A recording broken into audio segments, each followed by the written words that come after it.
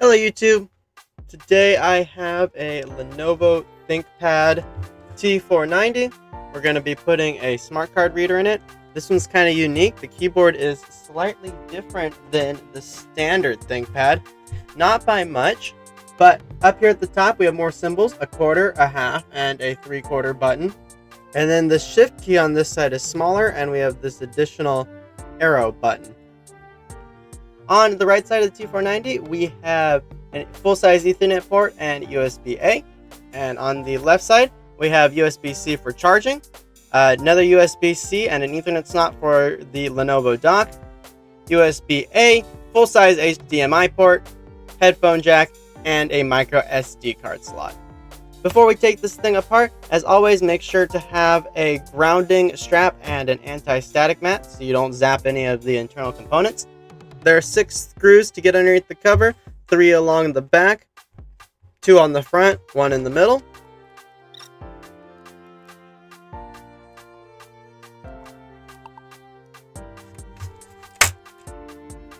The screws are attached to the back case, so you don't have to worry about them falling out and losing them.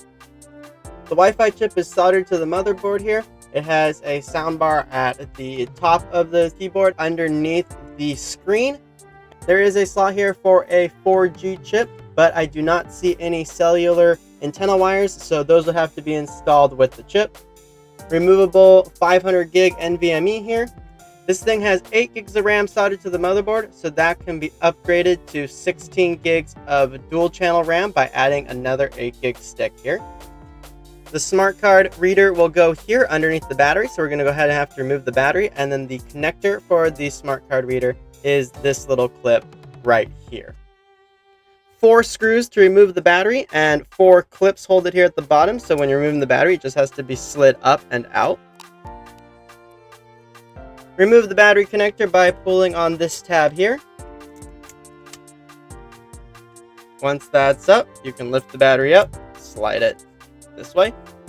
There are 2 screws to remove the dummy card slot to help keep dust and debris from getting in through the opening here.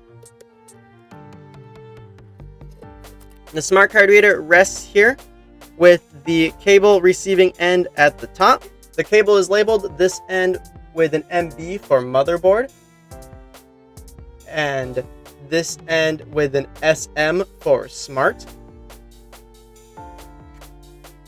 Fold the little clip down to secure that in place.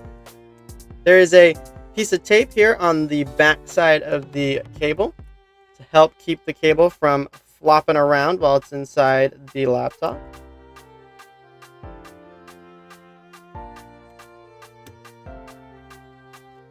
Install the 2 screws to hold the smart card reader in place. Line the battery back up with the 4 clips and slide it in.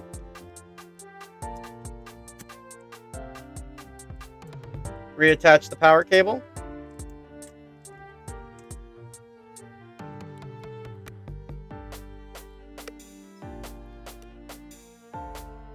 And you know what? While we're here, I'm going to go ahead and install another 8 gig stick of RAM.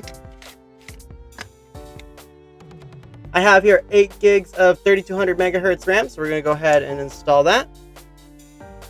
Lift up the protective cover, slide it in at an angle, and snap it down into place.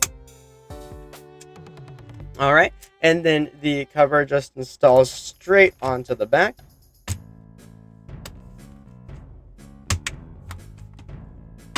Tighten down the 6 screws. And we are done. Once it is back together, go ahead and power it on to make sure everything works. Alright, that is all for me, so have a great rest of your day or night or whatever time it is.